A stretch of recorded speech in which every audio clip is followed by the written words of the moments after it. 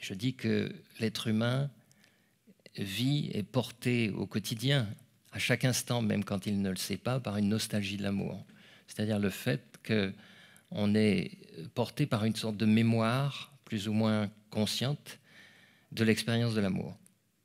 Mais de l'expérience de l'amour ouvert, de l'expérience d'un sentiment qui accueille, qui peut prendre et qui n'attend rien. Pour retrouver l'expérience de l'amour qui n'est pas qu'une demande affective dépendante d'un autre, vous voyez l'importance de ça? Pour retrouver l'expérience de l'amour, il faut réapprendre le passage entre l'émotion et le sentiment. Ce dont on se sert dans ce que j'appelle la conscience de la faille, c'est d'avoir conscience de sa faille et d'utiliser une formulation au quotidien, intérieurement, sans le dire aux autres, qui va permettre de franchir une porte. La pratique, c'est d'essayer de le faire systématiquement. Quel que soit le malaise que vous avez ressenti, quel que soit le contexte, il y a cette peur racine qui est en train de se manifester. Et quand on dit c'est juste ça qui se passe, qu'est-ce qu'on fait? On revient à soi. Parce que c'est juste ça qui se passe, ça veut dire c'est pas autre chose qui se passe. C'est pas quelqu'un qui est en train de m'embêter, c'est pas quelque chose d'extérieur en réalité. Même si les événements extérieurs peuvent être des leviers. Mais c'est encore cette faille, cette porte, ce portail fermé à l'intérieur de moi qui se manifeste et qui m'appelle et qui me demande à ouvrir ce passage. Si vous le faites vraiment, les stratégies dont on parle, comme la fuite par exemple, elles vont s'effondrer. Vous ne pourrez plus le faire puisque vous êtes en train de les reconnaître. Il y a quelque chose qui lâche. Et si vous le faites régulièrement, à force de lâcher, ce qui va se produire, c'est qu'au lieu que votre énergie, votre activité se projette, vous allez revenir au niveau du sentiment de l'intuition, vous allez élargir vers l'intérieur et vous allez franchir cette faille. C'est ce que j'appelle donc la traversée de la faille. Il y a d'abord une conscience de la faille avec la formulation, une utilisation de la formulation au quotidien et une traversée quand la formulation est devenue un peu familière et que vous comprenez, elle fait partie de vous un petit peu, et vous comprenez à l'intérieur comment elle procède. Tout à l'heure, je disais, on cherche l'amour vers les autres et on le retrouve vers son âme.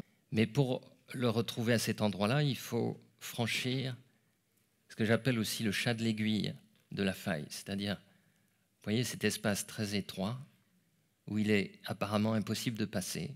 Et c'est pour ça qu'on a tendance à fuir. C'est parce qu'on pense qu'on ne peut pas passer à cet endroit-là. Un endroit où on n'a pas envie d'aller. Mais en même temps, c'est l'endroit où on passe. C'est l'endroit où on va passer, à un moment ou à un autre de notre vie. Et pour franchir ce chat de l'aiguille, j'ai rien trouvé de mieux que la formulation de la faille dans la vie quotidienne. C'est-à-dire qu'il n'y a pas que la pratique méditative, les yeux fermés, pour retrouver son âme, il y a la traversée de la faille dans les moments les plus anodins, les plus simples de la vie quotidienne. On fait tous quelque chose, on utilise tous des stratégies, et elles sont nombreuses, pour éviter la souffrance. Et la construction de la faille, c'est un évitement de la souffrance. De la souffrance de quoi? De la souffrance de ne pas pouvoir passer à cet endroit à l'intérieur de soi. Et la formulation de la faille, c'est ce qui permet de passer.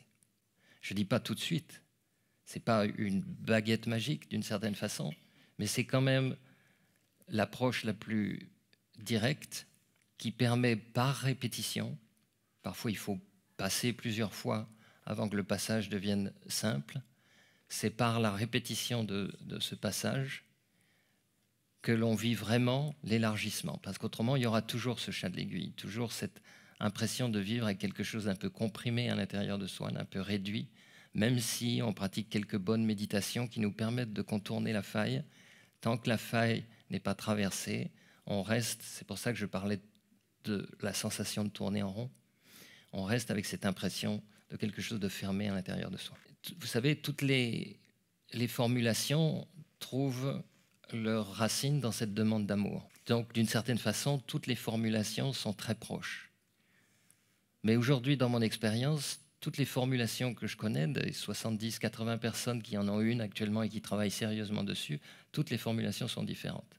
On est tous mus, animés par la même source, la même espérance, mais on a tous des failles spécifiques qui marquent quelque chose en rapport avec notre chemin de vie, comme une destinée particulière, comme un travail particulier, autour duquel on gravite souvent, qu'on érode un petit peu, mais qu'on ne traverse pas toujours, en tout cas, tant qu'on n'a pas pris conscience de cette racine première. C'est comme si, à l'intérieur de l'âme, il y a inscrit dans le chemin de vie une marque particulière qui est immatérielle au niveau de l'âme et qui vient se matérialiser sous la forme d'une faille, parce que je dis, c'est ça qu'on est venu travailler, principalement. C'est ça le chemin de vie, c'est qu'on est perpétuellement confronté, en fait, à cette faille, et donc, de toute façon, il y a un processus qui se fait spontanément. Le processus de friction avec la faille, il est permanent, il concerne tout le monde. Cette faille, elle a une sorte de vie propre. Si vous commencez à la prendre en vous, vous allez voir qu'elle va évoluer. Elle va évoluer autant dans sa formulation que dans la relation que vous avez avec elle. C'est comme un être vivant. C'est une vieille compagne, cette faille. Et de toute façon, elle ne disparaîtra jamais. C'est juste la relation que vous avez avec, puisque c'est la marque de votre chemin de vie. Elle est en rapport avec cette incarnation, donc de toute façon, vous la portez avec vous. Le sens de la vie n'est pas dans les formes et dans les activités. Toutes ces formes et ces activités servent cet aboutissement que j'appelle la traversée de la faille. Quand on vit au niveau émotionnel une demande affective, personnelle, on réduit la nostalgie de l'amour. Et quand on réduit, cette réduction, elle est pour chacun en rapport avec notre faille. On n'a pas la même demande affective qu'un autre parce que c'est déterminé par la faille. Nous avons tous des demandes affectives, mais cette demande affective, elle a une caractéristique, une forme particulière. Notre demande d'amour a la forme de notre faille. Ça simplifie énormément l'analyse qu'on fait souvent, ou la psychanalyse qu'on fait sur la durée et dans la complexité des événements, quand on réalise qu'il y a un axe. Ce lieu est un passage vers d'autres réalités que nous connaissons au moins intuitivement, mais qui sont délaissées par le personnage social que nous sommes la plupart du temps dans la vie quotidienne, parce que nous ne franchissons pas ce seuil de la faille. C'est qu'il y a une force qui est contenue à l'intérieur de cette formulation. Reconnaissance de la faille, reconnaissance des stratégies, effondrement des stratégies, approche du passage. Tout est contenu à l'intérieur de la formulation. Pour que cette formulation, que cette force puisse être active, il faut la répéter. Quand elle est répétée, à un moment donné, on sent que très vite, les stratégies s'effondrent et on approche de cet endroit et on sent qu'il peut y avoir un passage et même parfois on passe. Et quand c'est passé une fois, il faut sans doute revenir, mais on sait passer. C'est juste ça qui se passe, c'est aussi une formule spirituelle, une sorte de rappel spirituel. Dans ma vie, voilà ce que ça veut dire.